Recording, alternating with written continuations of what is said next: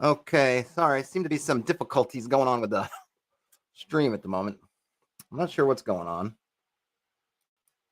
Ghosts. Ghosts and goblins. Yes, ghosts. Yeah. But anyway, I'm here.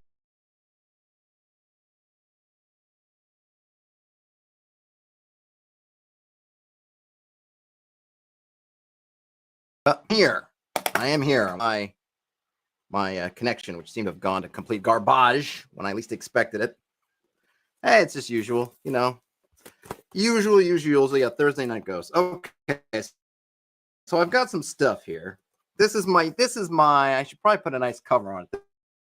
This is my game book, what I kind of use for my games. I thought maybe I'm here in my my wilderness abode. Thought maybe I'd game while I was up here. Yeah, Brian Smith. Gremlins indeed. I don't have any actual game notes in it, but it has my game books, which includes Holmes,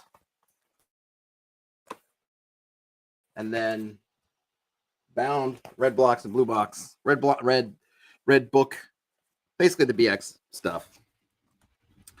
So I thought I would use these because these are what I have at hand, and my other books, like such as the first edition DMG, are in the city. And this is something that I've been wanting to do this for a while, explore this, because it's that thing you read, and we read it when we went through medieval. Media, read through the white box, and I'm back to that. Like, hey, you know, someone can play whatever they want. Just got to figure out how to make it work. As far as I know, there are not any great examples of how that make it work is actually going to take place. So I thought, why don't we just take a look and try it, see what we come up with. I don't know how much we'll get through. I don't know what we'll end up with. If anyone has any suggestions for characters or monsters to convert. So I'm going for stuff that's in the BX. So don't just give me something that's in the depths of Fiend Folio or Monster Manual 2 or even Monster Manual. I'm not going to have it in front of me. So I'm just going to hold to something in here. I'm going to go for the expert set since they have more of the higher level creatures. Let's see. I don't want to go for something too just weird off the top of the bat. Let's see. There's Cyclops could be kind of cool. 13 hit dice. So that's tough. Brian Smith wants to do some catfish folk. Interesting.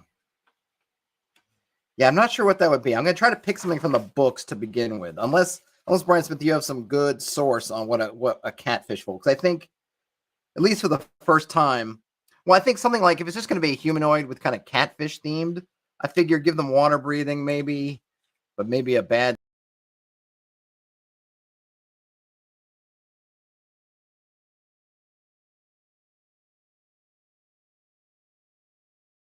Wrong. Everything's gone wrong. Here we go.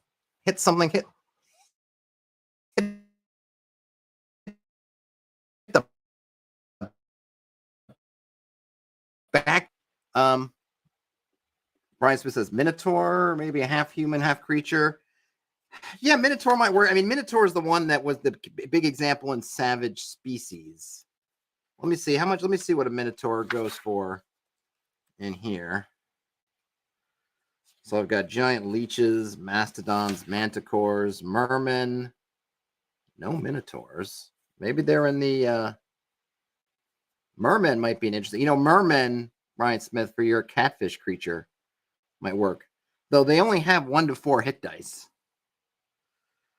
So they're not super do they even have anything going on? Okay, so these mermen, upper bodies of men, lower bodies of large fish. They're armed with spears, tridents, or daggers. They live in coastal waters and hunt fish and harvest kelp. All mermen, except for leaders, have 1 hit die and save as first level fighters. So you could probably just do, but I mean, I would say for the mermen, Brian Smith, other than the fact they have got some good movement speed and presumably, though it's not mentioned, they can breathe underwater, right? They live in the sea.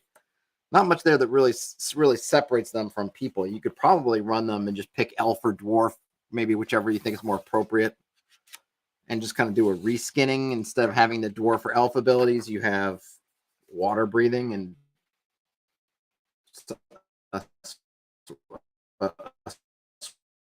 swim speed. Mediums, minotaurs. All right, we'll do minotaur. Well, we'll start there. Let me make a thing here. And as usual, I am using Ouija because folks always ask, what am I using? I'm using Ouija.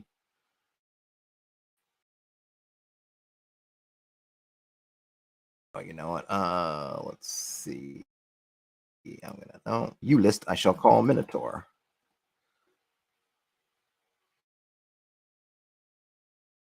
Oh, Bullywug or Frogman. Yeah, that works too. That works too. Let's see. So we want to select that. Add something. Okay, so Minotaurs. I'm just gonna write down their stats from the book. So they're AC 6, HD 6. Let's see. Move 120 feet. Attacks.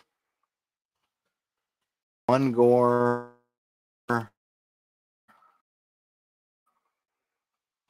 1 bite. Or 1 weapon. Let's see. Damage is 1d6 slash 1d. What's 1d6 for weapon? We've got, okay, number appearing, don't care. They save as fighter 6. And then the other stuff, don't care about. Don't care what their treasure type is. Don't care about their alignment. So here's the here's just the text block in terms of what is a Minotaur in basic BX D&D. A Minotaur is a large man with the head of a bull. It is larger than human size and eats humans. A Minotaur will always attack anything its size or smaller and will pursue as long as its prey is in sight. Minotaurs are semi-intelligent and use weapons, preferring a spear, club, or axe.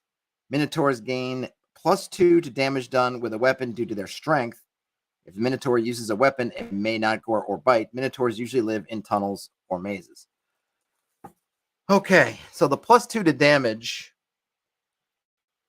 It's interesting that they don't actually factor that into the damage by weapon type. They don't say by weapon type +2.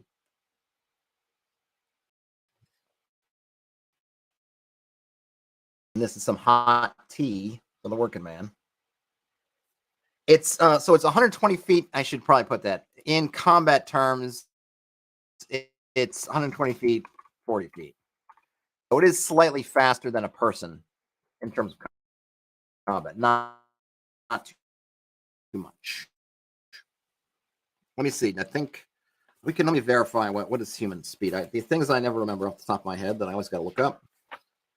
Doors, retainers, lights. Let's see. Does it say? Okay, it's actually no. It's the same as a character. Character is also 120 feet or 40 feet per round. So no, exactly the same as a person. Exactly the same. Okay. So this is our the K5K is correct. That the movement rate ranges from 0 to 120, but by default 120. So if we're going to take this.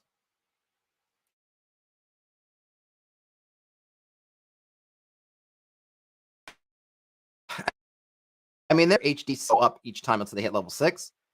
Though, what I would tend to do, so this is the OG. I'll just put this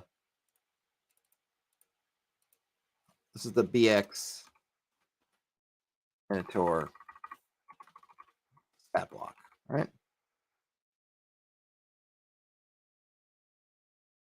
I'll just add that +2.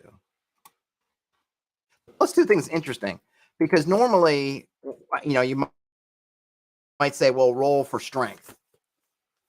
And then we could probably say that they just get +2 to their strength, or say +3, maybe to move it up.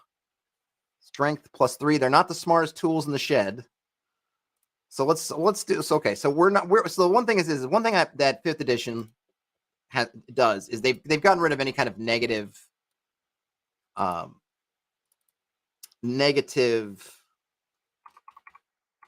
stat adjustments for classes, right? So Minotaur monster class. But, you know, BX, we don't have to go with that. So we could say modifiers +2, STR -2. Let's see, would we say int or whiz? I guess int. Now, we don't have to do this. So I'm someone, I don't mind this because in my game, I don't judge people by their intelligence scores, really. If my players, I'm not sitting there eyeballing their character sheets. If they come up with some plan and I think, you know, for example, they MacGyver something. One of the players goes, okay, my character, and they MacGyvered up a whole solution. I might say, all right, roll into your intelligence. Kind of thing. If I think there's intelligence. So for me, this is not like I think how it may be considered by people that, oh, I got to play this Minotaur stupid, or I'm saying I'm a stupid. No, I'm happy to take this as, hey, if a certain check needs intelligence, great, and this will also affect number of languages known. That's it, right? That's really all I'm putting in here. I'm not demanding that Minotaurs be played as dumb. I'm not even trying to really say anything. They said that they're, you know, not super intelligent. That comes down to -2. I'm just going to roll with it. But in terms of my game, I would not punish someone. Oh, I only have 7 int.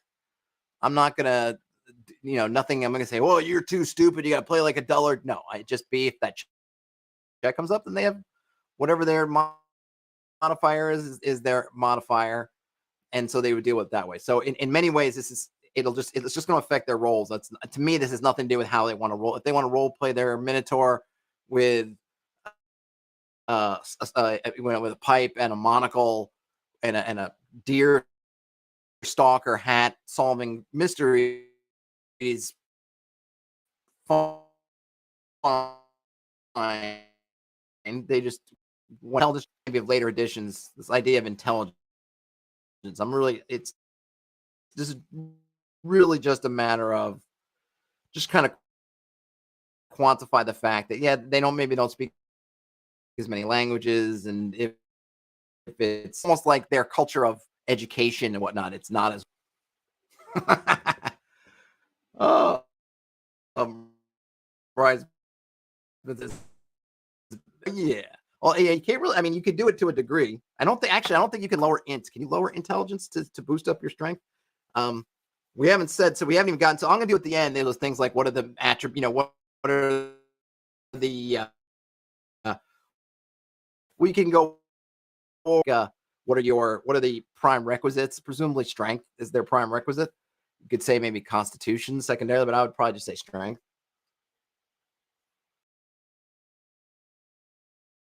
I mean, I could even do something like, I wonder, you know what, it might be interesting. Give them a choice, right? So you could say +1.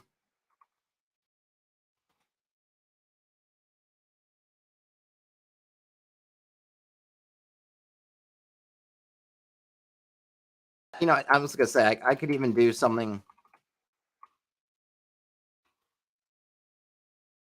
Actually, you know what? Hold on. I'm gonna do it this way, to either strength or to con. Let's make it flexible. -2 to int is charisma. So I'm gonna do that. I'm gonna make it. Why not?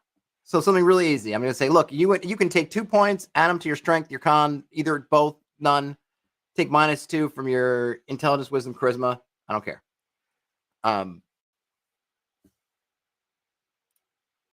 Maybe that's a little bit of modernity squeaking in here, but I don't care. This is my game. Riley says, how about giving the PC the option of trading the 2 int for 2 strength? Oh, that's a good idea. I'll add that in here.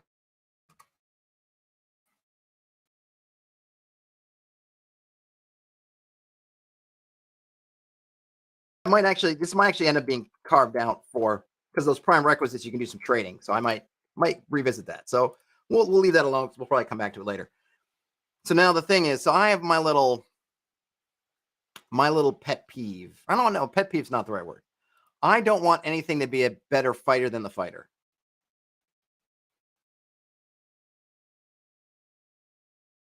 Okay. In it, plus that there to hit is just the same as a fighter. So I want it to be a little bit less. I want it to be a little bit less because I want my fighters to be the supreme fighter, at least in terms of player characters. So if we we go to the, let's see, where is where's the, I know it's here somewhere. Where is there to hit bonuses and stuff? Maybe it's in combat. Saving throws, Finding Man, saves. Where are there to hit numbers? Pals probably is in combat, isn't it? Character attacks. All right. Where's my good old Thaco? So I want them to probably be equivalent of cleric hitting, which is only one off of, it's, one level off of fighters.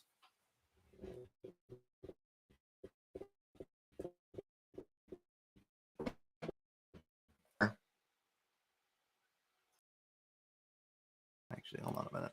Oops.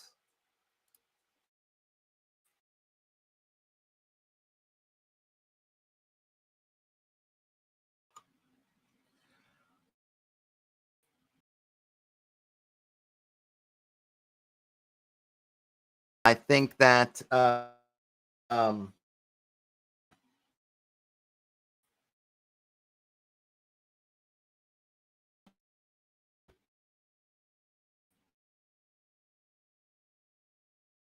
don't think. Or do they? I don't think they do. Slaughtering Scott says, oh, you could adjust the XP per level set. Well, you can, Slaughtering Scott. Not instead. It's all going to be there because, I mean, so there's a couple things, right? So here's the deal. Here's the deal. Well, it's not really the deal. Okay, here's the conceptually thing. We can always play with the experience points, how much it's going to cost to go up a level. That is obviously a way to do it. It is harder to figure that part out, especially without a lot of testing. I can only kind of guess. I can look at other classes and say, sure, this makes sense or doesn't make sense. It makes, so your dwarves, your elves, those kinds of classes get more upfront. So that it makes sense that if you're an elf and you're essentially can do the same thing as a fighter, but you can also cast spells, you can do doing dark vision, or whatever. You can see secret doors. You can't be charmed. Like you get this list of stuff that is all baked in from level 0, essentially. To me, it makes a lot of sense to then, well, that's an advantage at level 0, and it's going to be an advantage compared to a human at every level that you have it. So you increase. Same thing. Wizard spells get very powerful. You're okay, that power level you increase. And we can definitely do that. We might have to do that, or we should do that. But one of the things you do is part of this thing, right? As Gygax said, is Minotaur abilities that you get to fight are basically equivalent to. Well, actually, it's as soon as the cleric hits level 5. So the fighters. So if a Minotaur fights as a fighter level 6, a cleric, that's actually the top end of their scale. In the BX, a fighter has the same to hit bonus from levels 4 to 6. That's a little block. So basically, they could say they're fighting as a fighter 4. It's the same thing. A cleric gets there 1 level later. Its cleric's block is from 5 to 8. So they're only delayed that extra whatever hit bonus. But I just like that at those levels. I just like to look at fighters. To me, are supposed to be the supreme fighting men. So I want to make sure they're supreme. Going from that again, still want to give them a higher XP value if we feel like it's warranted, but that we don't have to front load everything and then give them, because what you don't want to do is front load all their ability and say, okay, it's going to take you like 1 million XP to level up. So you're going to be a level 1 Minotaur forever, and everyone else is going to be running away and creating domains by the time you get to level 2. So it's going to be a combination. But I think the XP requirements, that's the part where I think there's going to be a lot of that testing. Okay, this seems right. It seems off. The Minotaur is just killing it compared to, say, a fighter. So you say, well, we got to we want to scale that back a little bit, maybe. What does it look like? Maybe the XP requirements we might say is equal to a dwarf, maybe more. It's going to be kind of situational, because in a lot of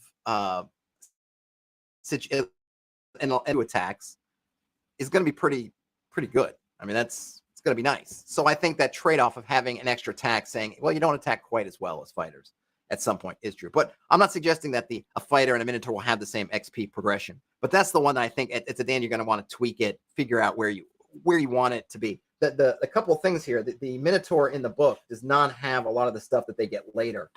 This Minotaur is very simple. It doesn't have anything like, oh, they maze you and confuse you. They do. It's not.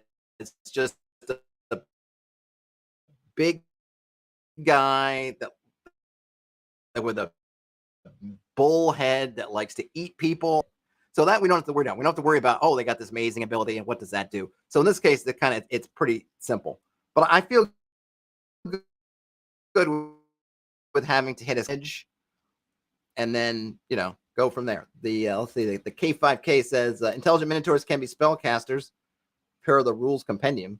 So would you be having a Minotaur fighter, Minotaur cleric, and Minotaur magic user? If so, would they all use the fighter hit table? Well, I think I would scale it. So if we were going to break this out and say this is a Minotaur fighter, and then we have another one, no, I would probably this to hit as cleric would probably be the highest one. And maybe the other ones would hit as, I'd probably have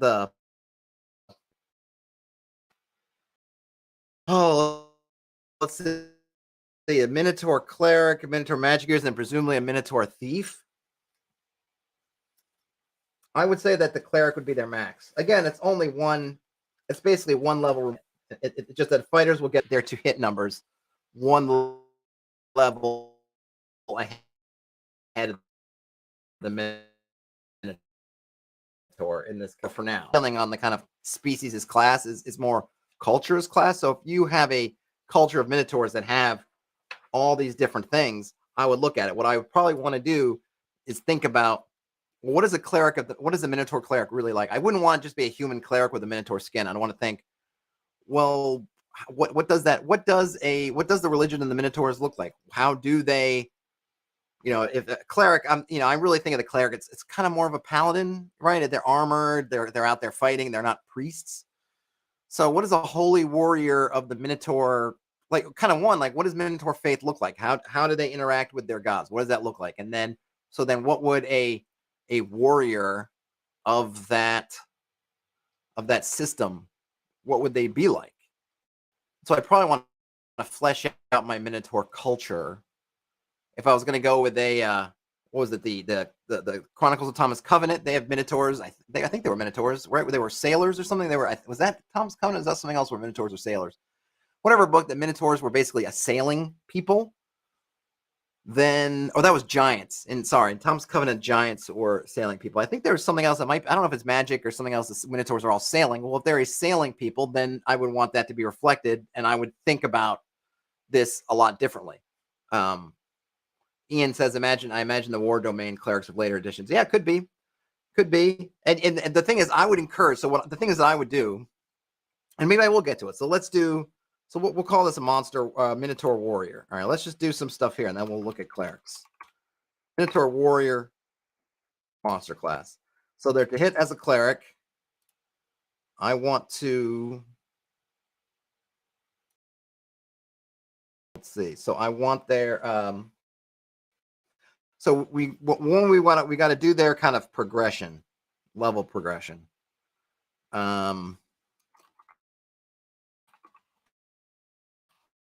Get there. If we figure they're going to reach, I'm going to say by level 8, they're going to have everything they're going to have.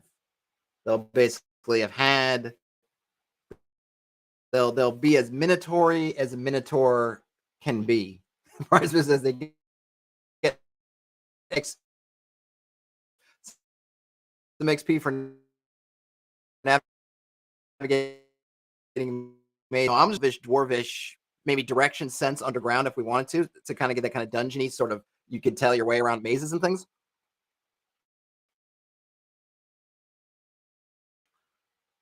Sorry, discuss this. Minotaur religion would be a constant struggle to find yourself. I think Minotaur religion would be like if you've watched any of the first couple seasons of Westworld, where this whole thing of like a maze, kind of the whole emblem of the maze. You could go into a lot of things about it. I feel like I gave kind of. I want to say, they get one attack. They just get. They only have the one.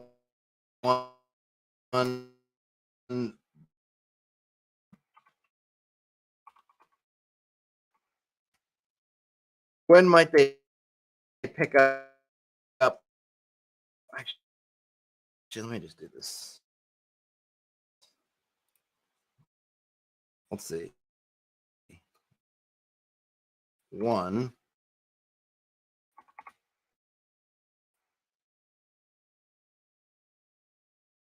Let's see. 2.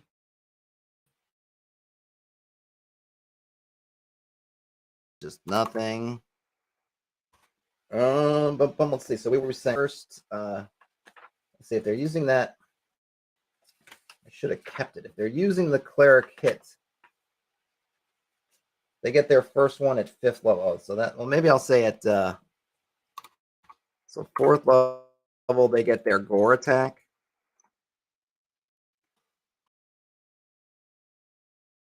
And maybe maybe I don't like that one. Let's see, because it is kind of very Minotaur-y to have the gore. So let's see. Maybe I'll do this.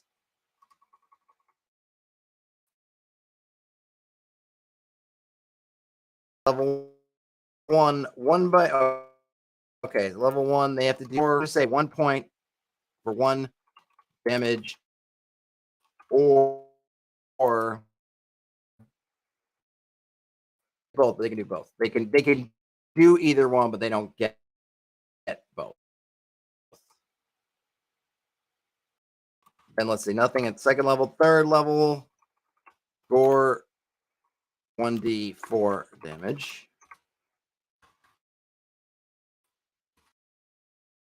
5 gore 1d6 damage. 6 gore plus fight weapon. I believe 8.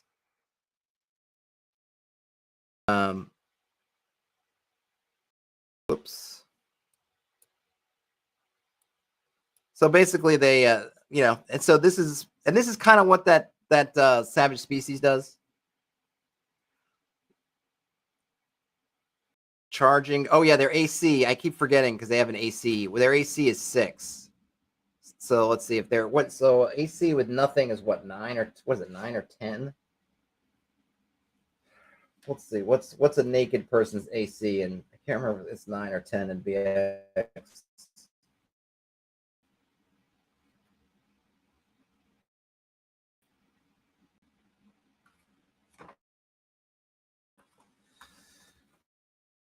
What is armor class in class tables? Clothing only is 9. Okay, so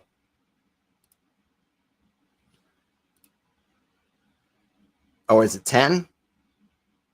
10 is nothing. Okay, so clothing's 9. All right, so we'll go AC 10. So AC 9. Does this? Let me see. Does this add up? AC 8. Maybe I could. Hold on. Let's see. I think this is not enough. 8. Amateur.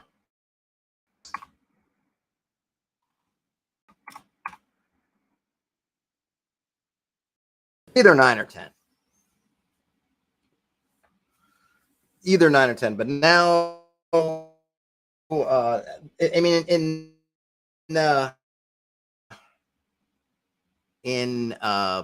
BX with clothing, it's armor class 9. I don't know if they mean that's so. That's actually pretty cool. So in kind of old school, you're not, you don't have to get something every level. Just happens to work out with the abilities that they have. That by the time they leave level 8, which would be their max, they're basically a full-fledged Minotaur. They've got AC 6. They've got their gore and their bite weapon. They got that. They can trade up some strength. Easy peasy. Lemon squeezy. Now I'm not gonna mess with the XP. We can take a look at it, at the end. That's something that I would probably sit there and I'd start with, say, the dwarf one, or maybe elf, bump it up. We'd want to figure out. I'm gonna say that, like, you can't. You can either get this or buy armor, because presumably I would say if you wanted to get heavy plate. I mean, so the AC thing is kind of interesting because it's great that you just in the buff at level 8, you've got AC 6 as opposed to AC 10 or 9.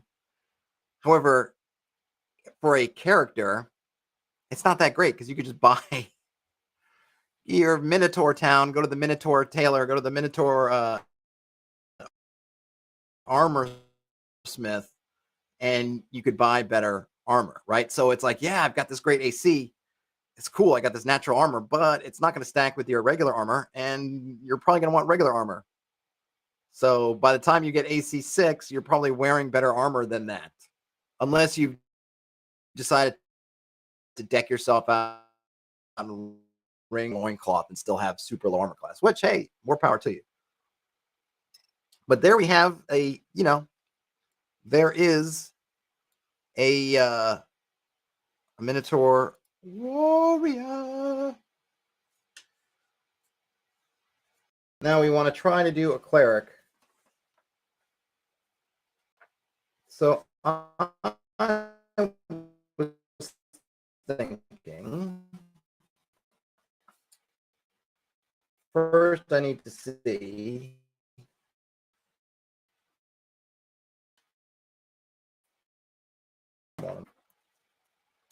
if we were doing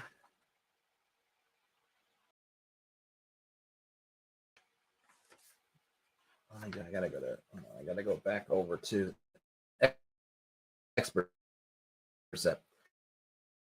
If expression, then for the cleric, we have to drop it down to another. And I mean, if I needed to.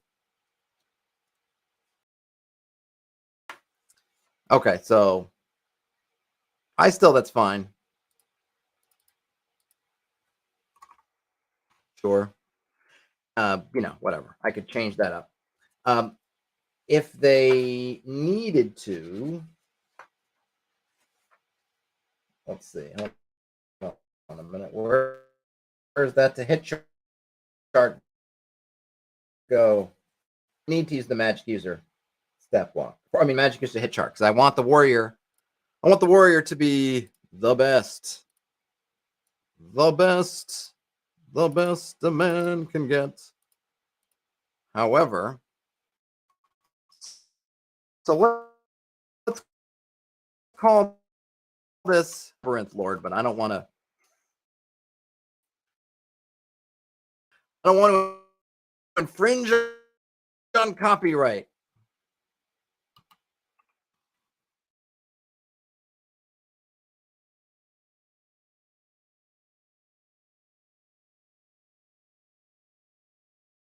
I don't know, labyrinthian? I don't know. So we got to change this up. Or at least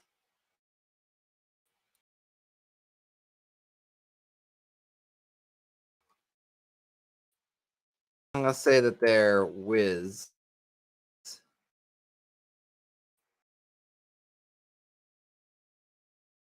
Can trade up to 2.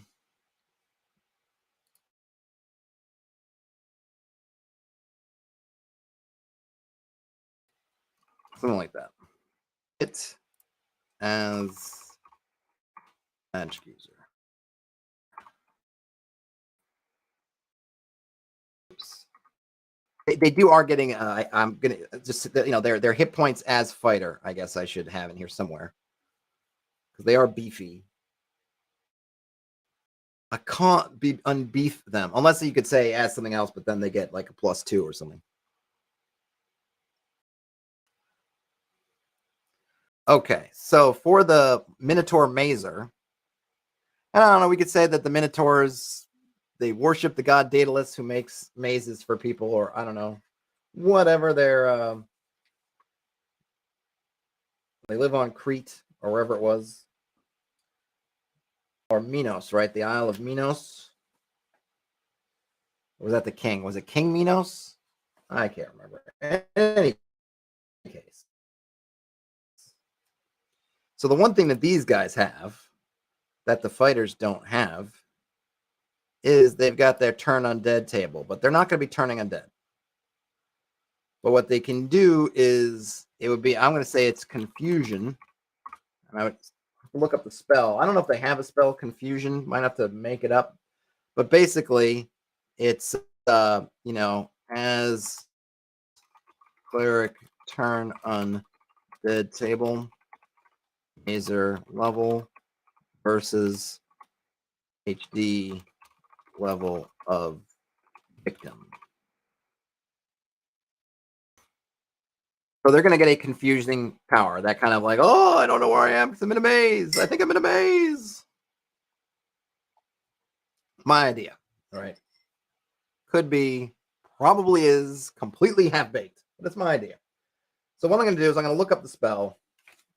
I'm going to look up to see. I don't think there is. I'm not sure. It doesn't ring a bell. I know different systems, different things have kind of a confusion spell. What the confusion spell has to say. All right, here we go. This is, and if you want to follow along, this is in the expert book on page X15. Confusion, this spell affects 3 to 18 creatures in a 60-foot diameter area. Creatures with less than, okay, they're gonna always get that kind of, they're gonna roll versus that. Maybe that instead of a save. Maybe for intelligent creatures, it would be a save. So then what happens is, a confused creature rolls 2d6 each round to determine its action. On a 2 to 5, it attacks the spellcaster's party. On a 6 to 8, it does nothing. And on a 9 to 12, it attacks the creature's own party, if any. So it's confused. It's confused in kind of like, I don't know who my friends and enemies are, which is fine. I would probably put a note in there, something like, intelligent creatures. Or I don't know, creature. Yeah, I would just say intelligent creatures get a save. Maybe it'd say that unintelligent creatures, or creatures over 2 HD for any kind of creatures get a save. Let's see. I'm fine to keep the 60-foot radius, and then how does the turn on dead table? How does it attack? I think that's where you're rolling dice, right? I would just have it work in terms of the HD affected. I would have it work like the turn on dead. Let me see if I can flip to see. Okay, let's see. A number means, all right, clerics. Okay, we got that. A cleric may turn or dispel 2d6 hit dice of undead. So this would be up to effect up to 2d6 of, oh my gosh, d6 of creature HD. So essentially working pretty much like turn undead works.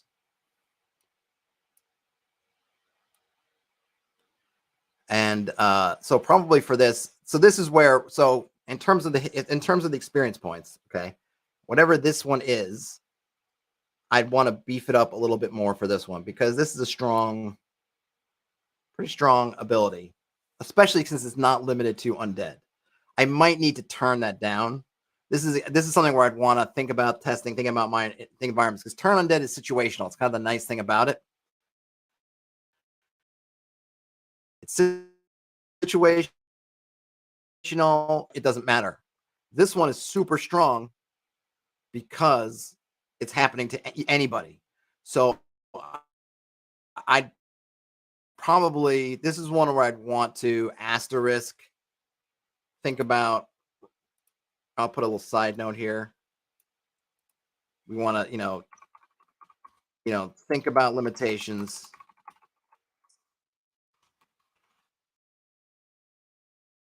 Either, you know, creature type, attempts, etc.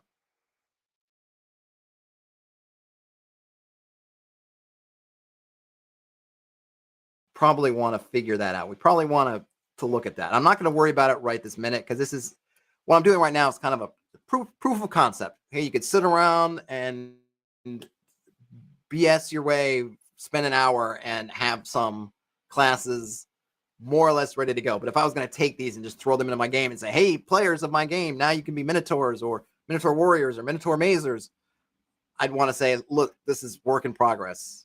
We're going to have to think about some things. We're going to have to determine, you know, how this confusion thing works. Is it once per day? It's definitely, I'm not letting that thing in a battle once per, because it's really strong. I mean, that's something that at first level, you'll be walking around just confusing the heck out of everything. Something where maybe I would say that this number starts off really low at like one creature and then scales up to 2d6. Maybe their AC doesn't quite get so low. I back off some of this and I add in like, okay, now you can do 1d4 HD of creatures. Now 1d6. Now, you know, 1d8, 1d10, 2d6, something like that. So I'd want to think about that. So I am certainly, I guess ultimately I'm saying is like, this is not, we'd have to look at about how to balance that, because you don't want a situation that even if I put their XP requirements to the moon, that this level 1 Minotaur is just confusing all their enemies all the time. It just would, it might be, it's a pretty strong ability just on paper. So we'd want to figure that out. Now, let's see. Did we have another Minotaur? Did someone mention another Minotaur type? Let's see. Minotaur Cleric, Minotaur Magic User. I wonder what a Minotaur Magic User. What do you think a Minotaur Magic User would be like? Anyone have an idea what a Minotaur? We think a Minotaur Magic User, or should we leave Minotaurs and go on to try something else for the last bit of time? Do we want to try something a little bit more further afield than Minotaurs? What are we thinking? Anybody? Bueller. Let's see what other things. Maybe we can go to something else.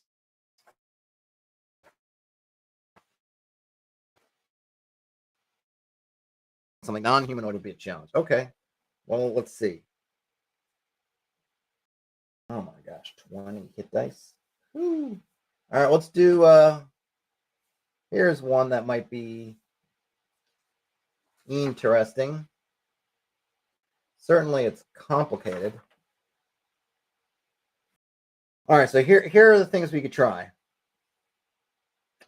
We've got a T-Rex. I'm just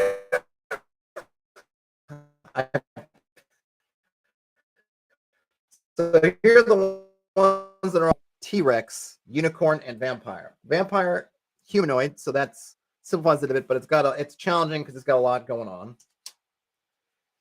on. T-Rex or a Triceratops or a unicorn for being non-humanoid. Unicorn interesting because here they're not giving it. This is not. I don't know if they ever established what unicorn powers were in, like, say, the last unicorn, but certainly the BX unicorn. It can attack you with its horn. It can attack you with its two hooves. It can move fairly quickly. All it says is a unicorn looks like a slender horse with a horn growing from its forehead. A unicorn is a fierce but shy creature. Only a pure maiden can talk to or ride one. It can magically teleport itself with a rider to a distance of 360 feet once per day. Other than the 360 feet once per day, I mean, as a player character, sure, I suppose you can reject non-maiden riders if somebody tries to ride you. Otherwise, I'm not sure.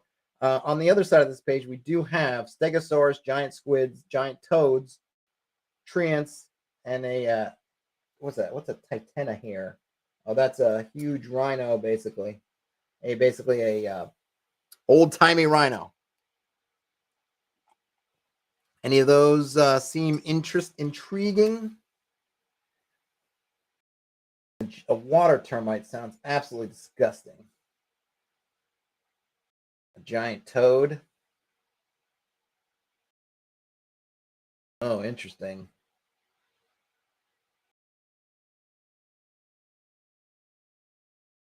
Oh, wow, the giant toad's kind of interesting. All right.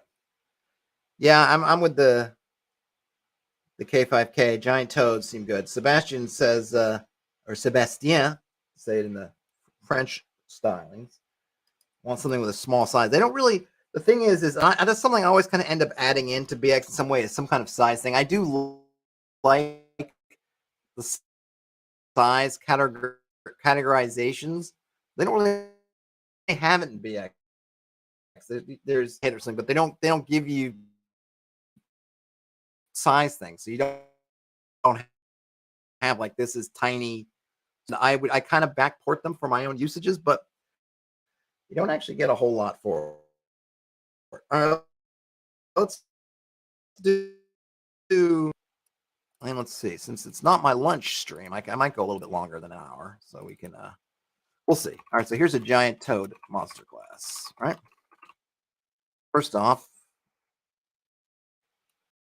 let's see. Well, I'm going to put it all together in one thing. I don't think I need to spread it up in difference. All right, so first is the book stats.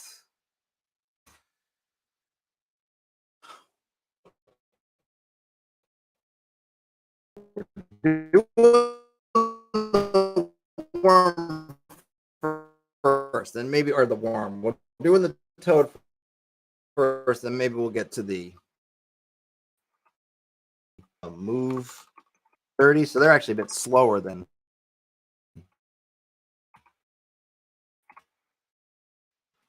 one bite, but they have some fun things they could do with their attack. Damage is 1d4 plus 1. I'm not concerned about their save. They save as a fighter, only as a fighter 1. They're not particularly out. All right, and then in terms of, let's see, I'll make a line here. So they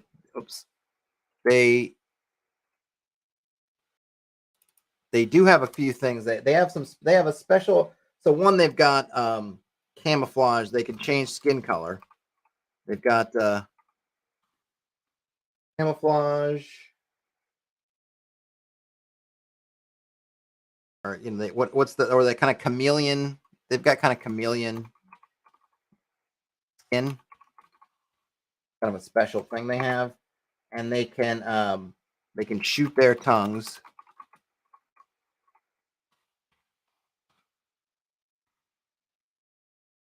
up to 15 feet and drag dwarf or smaller creatures into their mouths.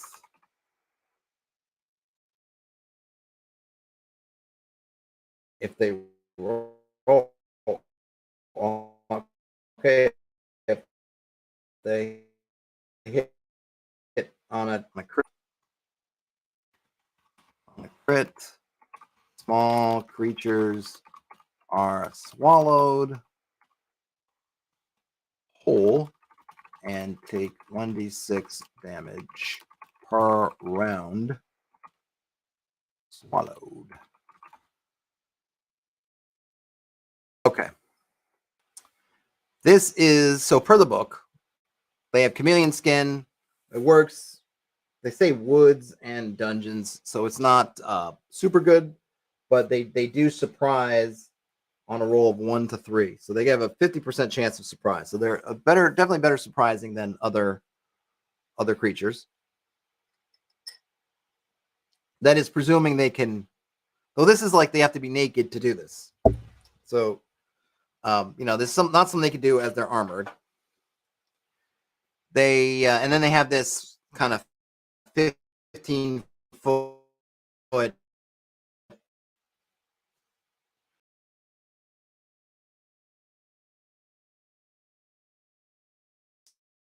there you go. So they, it's not crazy. So they don't have any modifiers. They are slow. So that's good. That kind of will help balance things a little bit. They are slow.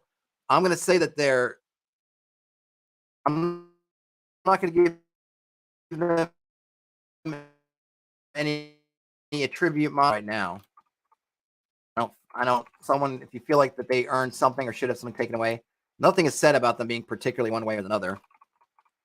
I'm definitely giving them, they're not, I'm not giving them a great hit. I know as the monster, they would, you know, they would have better hit. That they only save as level 1 fighters, not out enemies in my mind. That's how I'm kind of reading that. It's like, well, if they like the Minotaur saves as, you know, fighter 6, like they basically save as a fighter the same HD, which makes, so I just read that as kind of confirmation that, yeah, these things are pretty good warriors, so they should be kind of close to fighters and kind of how they operate. This giant toad's not so much, so I'm gonna kind of read that as like, okay, in terms of progression, they're going to progress more slowly, and eventually they'll catch up. But you know, they only have it hit die 2. Oh, you know what? So maybe I'd give their constitution. Here we go. Actually, I got it. So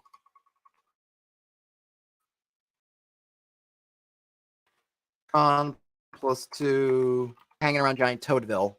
They're kind of gross.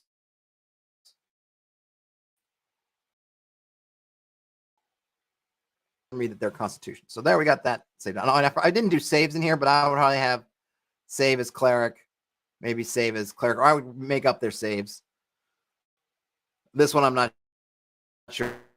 Maybe save as cleric or fighter. I'm not sure. Now, in terms of these abilities,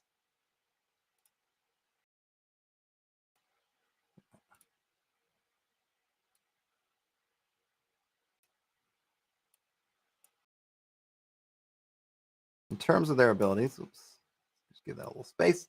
In terms of their abilities, we've got, so we can get rid of these, but I just wanted to, might as well just keep this level progression chart. So they're going to start off also as a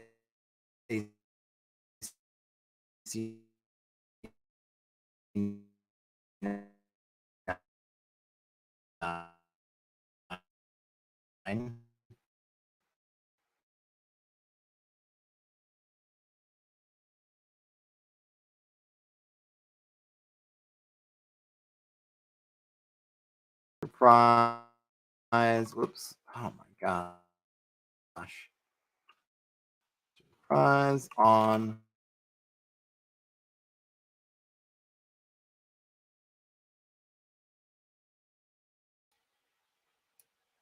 And they're not going to get their bite. They're not going to get that tongue attack until later. Let's see.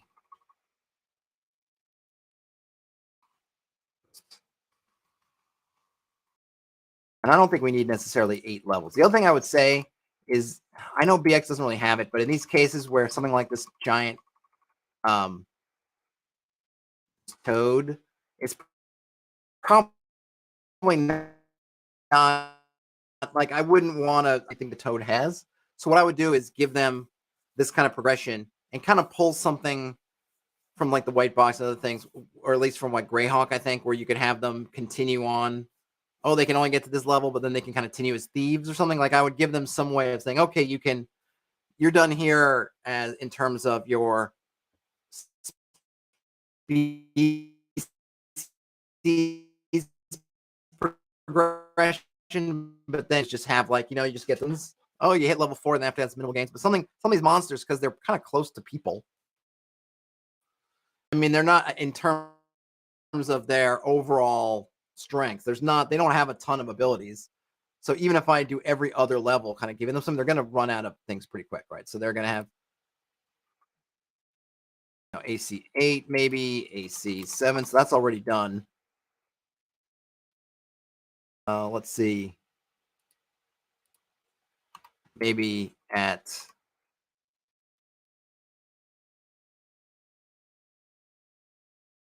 we could do tongue attack, but only at melee range. AC 7.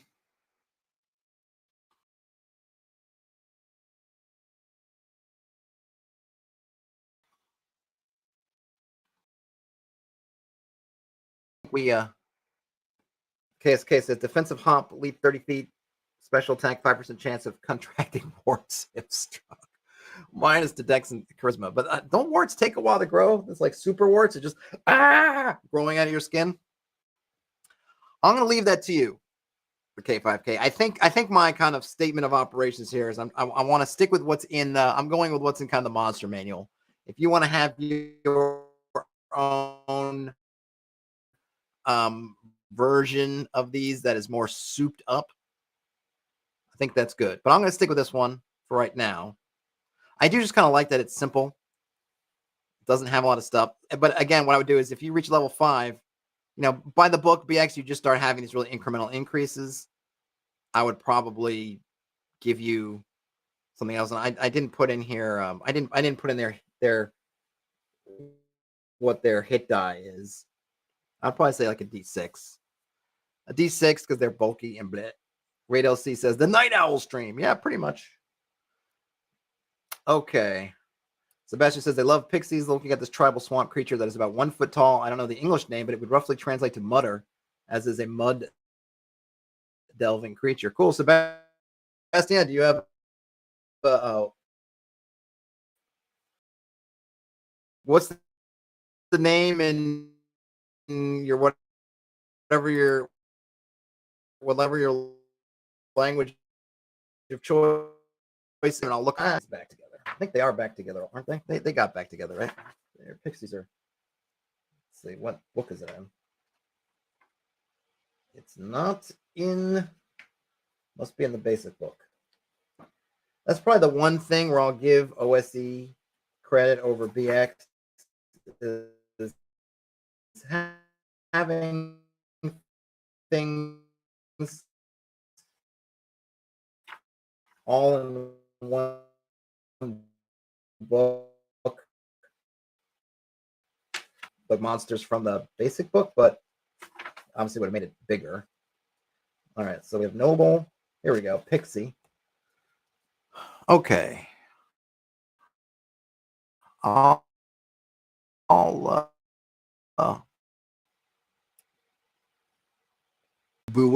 A Bua. I'm not familiar with that.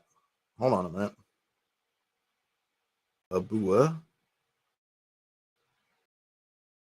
Let's see.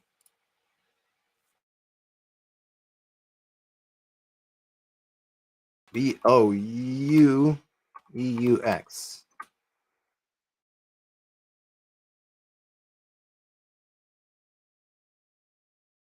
Oh yeah, muddy. Maybe I should have asked for a monster. That's not helping. Nothing. Did that really? That's it.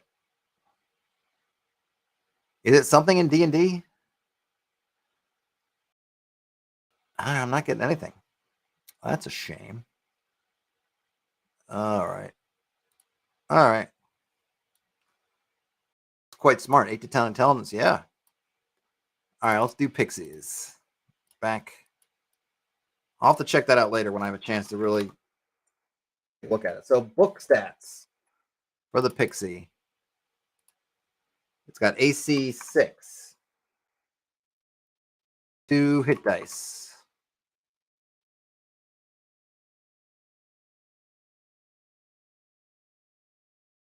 move, has flight, 180 feet,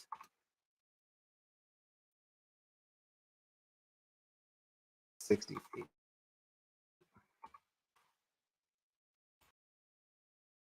Packs, and it's got a bite. Jeez.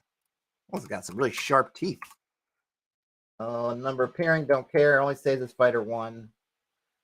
I was looking at the wrong one. That's not it. I had the wrong one. I was looking at the robber fly. Okay, so their AC is 3. Probably having to do with their size. A save as elf 1.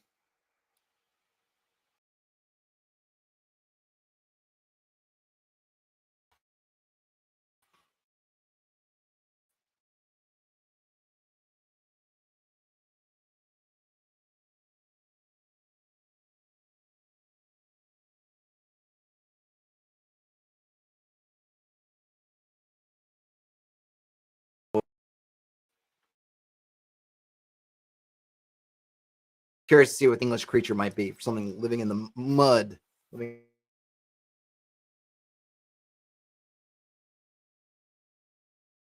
Definitely worth more than 1 hit die would.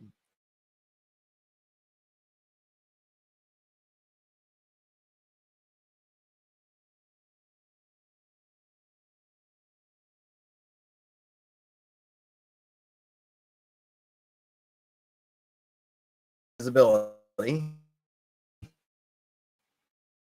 mean, the book description. Pixies are small, 1 to 2 feet tall, human-like creatures with insect-like wings distantly related to elves. They are invisible unless they want to be seen or unless it detects invisible spell is used to remain invisible. So it's super strong. And they always gain surprise when doing so. That's also super strong. They may not be attacked in the first round of combat, but after that, their attackers will see shadows and movement in the air and may attack the Pixies with a -2 penalty onto hit rolls. And this is on top of the fact that they have a 3 armor class. Their small insect-like wings can only support Pixies for 3 turns, and they must rest 1 full turn after flying. All right, so they can only fly in bursts.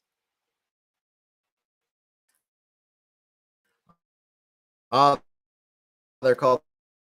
I think that's.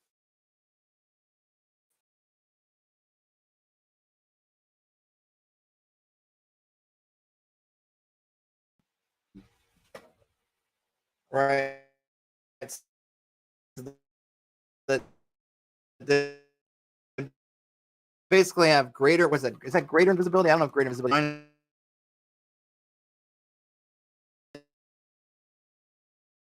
To attack. To I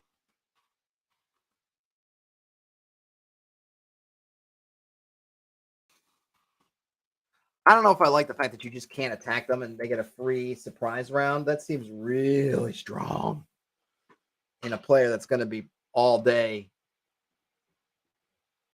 Oh, Sebastian says it looks like a warped tiny T-Rex. Oh, so cute. Okay. It's but only.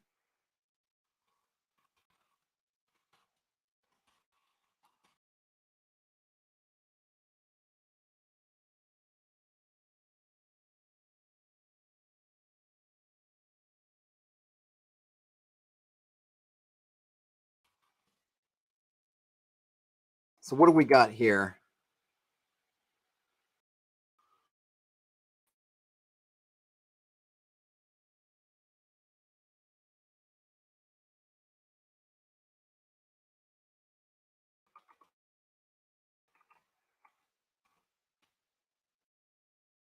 don't know. I mean, we don't have to give her all these things modifiers, right? We could go without. We don't necessarily have to do that. It doesn't say that they're super extra, so we might not even maybe even just say like, hey, you're con -2 or something. Because it as magic user, I think the thing is, so here's the dealio, right? I kind of think I didn't mean to erase that, but it's fine. Oops. I'm starting to think that they might have to start out with a low AC. I don't know the oh,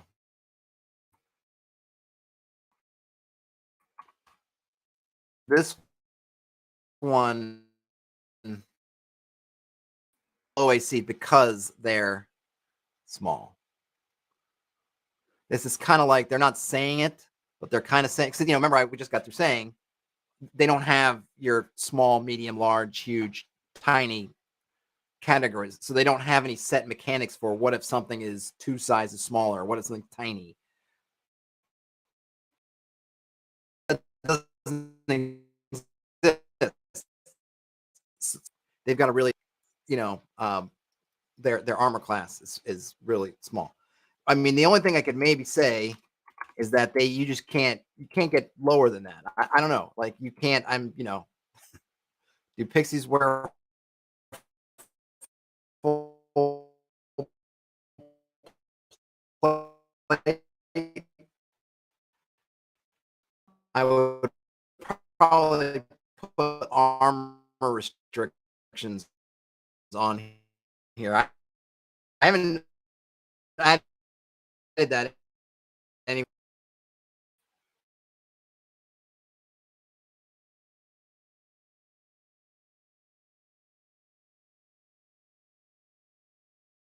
I don't know. I'll just put it down.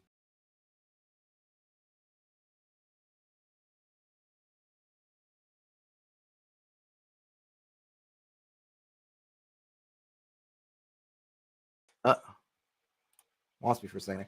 So one thing we can do is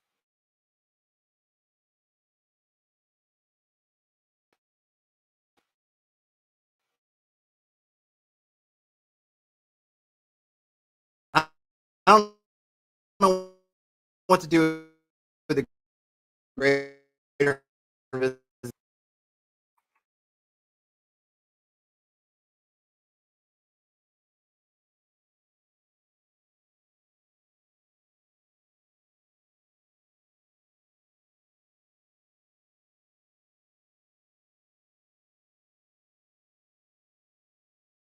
first round attack with some kind of invisibility. Correspondingly, oh god darn it, my stupid thing keeps doing that. Stop hiding me. You're gonna have to. There's gonna be an XP premium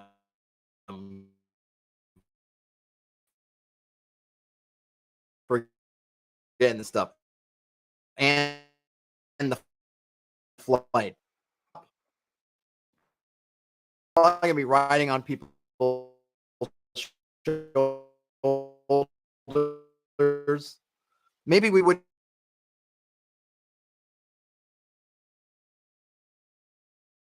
do about it.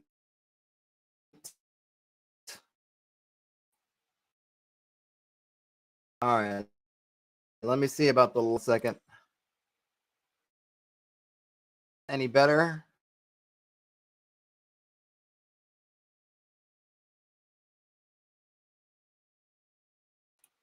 Let me know if that's any better. I just changed. I just tried to kind of refresh my route and situation, but I can't really do too much about the lag. I'm the only one. I don't know why I'm lagging. Through a VPN, usually that helps. Okay, that helped. All right. Usually the VPN helps me, but maybe the VPN is not helping me today. Okay. So I'm around, but then you got to rest 3 rounds in return. And we can, and I'm not going to write it in here, but we probably adjust this flight speed down to reflect that outside of combat, you're flying, but you're flying slow.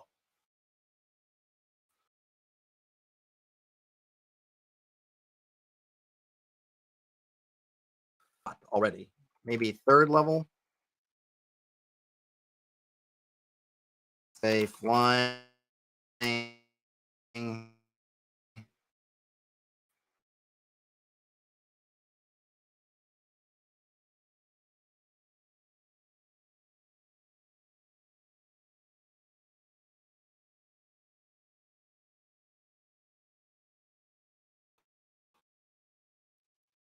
then,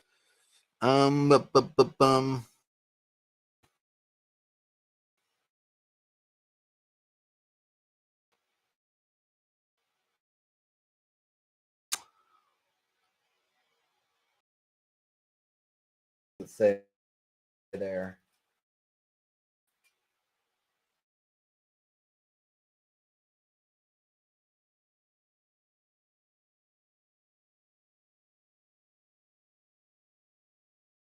I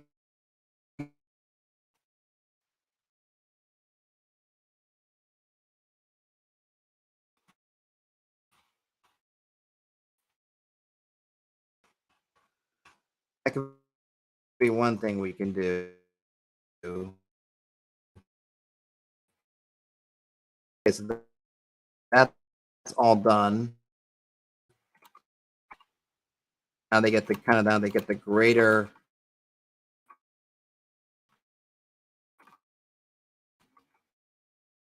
-2.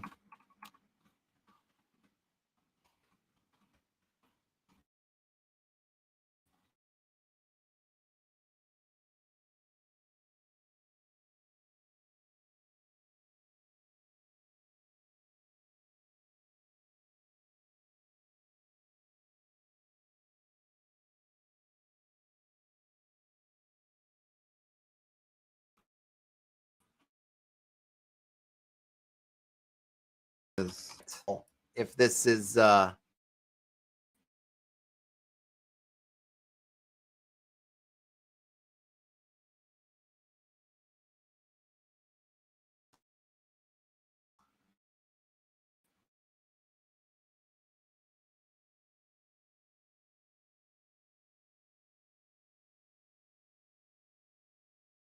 could prompt, they're not great flyers yet, so that they don't have the full advantage of their little boo, boo, boo. And of course, they're not invisible all the time. A little bit would maybe start them out as 5, and do that. I think I want to break up because their level 1 is so strong. I mean, this is one of those if they're level pixies. So in this case, so I think I could hear that I feel like in something like 5th edition, it's hard to do. Is we want to, I do want to keep it that when you're playing a pixie, it feels like you're really playing a pixie. I hope that something like this, and again, we can haggle on the progression and what goes where, but that you're progressing to a point that at some level you feel like I've become a mature pixie, that I have all the pixie stuff. It really does sort of bug me if I'm playing, I'm playing a Minotaur, but I never get to be abilities that that Minotaur monsters get. You can go through this whole progression, and by the end of it, you're like, yeah, I'm a full-fledged pixie. I have the pixie monster manual essentially entry, pretty much, and I do like that. But this is one. It's kind of it's good and interesting to try. And I would definitely, I could see myself fiddling around with this all night long. I'm like, oh, should I go start AC5 and then do that? Oh, whatever, change this stuff up. Messing around with that progression to maybe ease up the ease up the front loading a little bit. But for me, I want you, if you were the player who wanted to play a pixie in my game, I want you to feel like that you kind of are a pixie of some kind. And so when you think about, well, what are the pixies? What are the very pixie-ish things? They're small, they can fly. Maybe we could pull the invisibility and start that later on. Maybe start that at level 4, the lesser invisibility, because I don't know that that's necessarily true of all pixies. As usual, D&D is a mishmash of all these different traditions of creatures. So there are probably some stories that have pixies being invisible. Oftentimes elves in the kind of, I don't know, the sort of 19th century kind of elves are all kind of invisible until they make themselves known. So I could see like, okay, we're going to get rid of the invisibility part because, elves and our fantasy games aren't invisible. In Tolkien, the whole point was in Middle Earth at the time of the third, second, first through say fourth ages, the elves were visible and they were fully material and physical, but there was this concept that by the time you get to modern times, the elves have dwindled into being like these invisible creatures, but they're not in this kind of fantasy era. I also want to talk to my player because right now we're doing this as an exercise. It's just was interested in this particular to play this species. So I would definitely want to get from them is what are the things about the species that really call to you? You want to play a pixie, like, okay, I want to play a pixie. What does that mean to you? And then work with, okay, what are those things? So in the instance, if I really had a player want to do it, I wouldn't necessarily just come to the monster entry. Maybe their idea of a pixie is exactly the same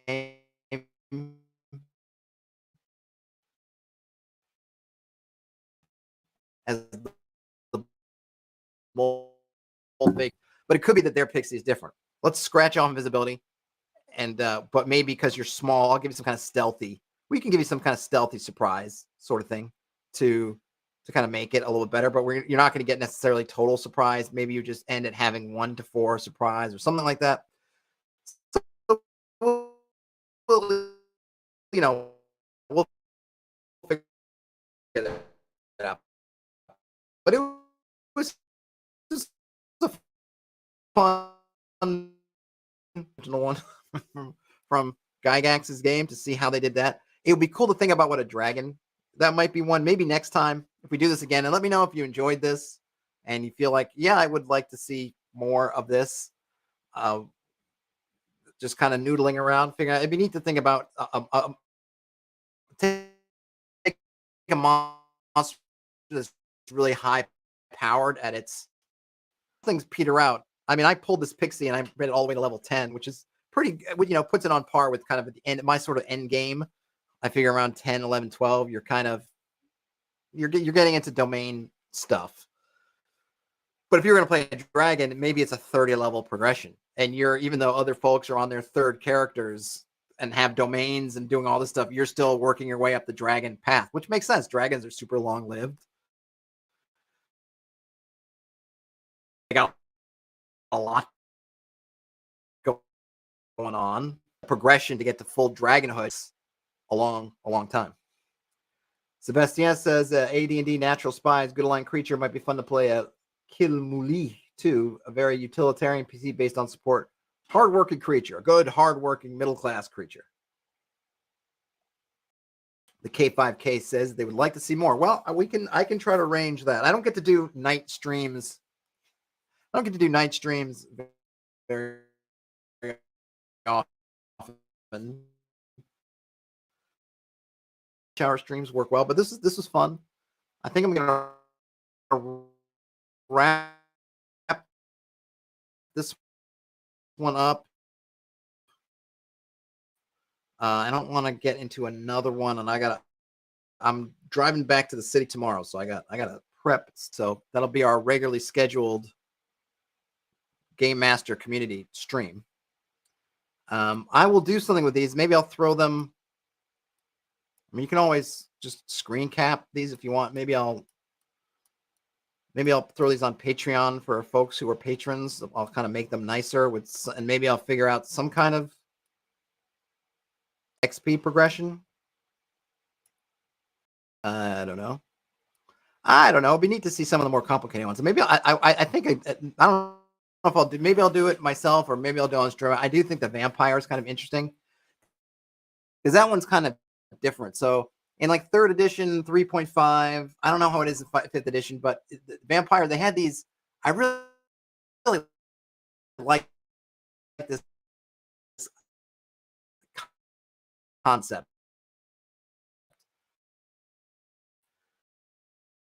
Some of them they had rhinoceros. You could take this dire template, and you could just the template would give you some modifiers. It might change things. It might change some of your stats. It might change your creature type. Could do all kinds of different things. You could plug, so you could take any creature and figure out what's undead type. I think he even had at some point there was you could have one that was basically if you were a skeletal type undead versus a zombie type undead. I don't know if they did other type, like instead of having to mock it up from 0, you could have the giant toad just your stat block, and then you'd have, oh, here's my undead kind of modifiers or sort of template I could throw on top of it, which would change it to, change creature type to undead, change it to either like a zombie type or a skeleton type, and it just kind of go through and do some stuff like that. So cool stuff. Well, I'm glad folks enjoyed it. Thanks everybody for hanging out. If you find yourself in here, could you give a thumbs up on your way out? That would be seem kind of cool to you. If you want to subscribe. So Sebastian says, for playing dragons, the work has already been done with the Council of Worms. There's a on the internet. Oh, interesting. I might have to check that out. I always like to try to figure, maybe what I'll do is I'll do one myself, and then I can compare it to what the internet spreadsheet has, because there's definitely, just in terms of how they put monsters together back in the day, it's kind of art and science. It's not all just science. There's so kind of just take your own ideas and go with them, and then kind of you can then compare them to what folks who've probably spent a lot more dedicated time to have come up. All right, folks. Slurring Scott. Oh, that was the spreadsheet. Yep. Cool beans, everybody. Well, thanks everybody for coming and hanging out on a weeknight, on a school night, on a work night, on a. I do have a Patreon. I always struggle to thank my patrons and do things for them. So I'll try it. But this was fun. All right, folks. Game on, everybody. I'm going to do some prep and do some reading and head to bed. Game on. Enjoy the rest of your day, night, whenever you end up watching or listening. I don't know why I'm holding a clamp in my hand. I'll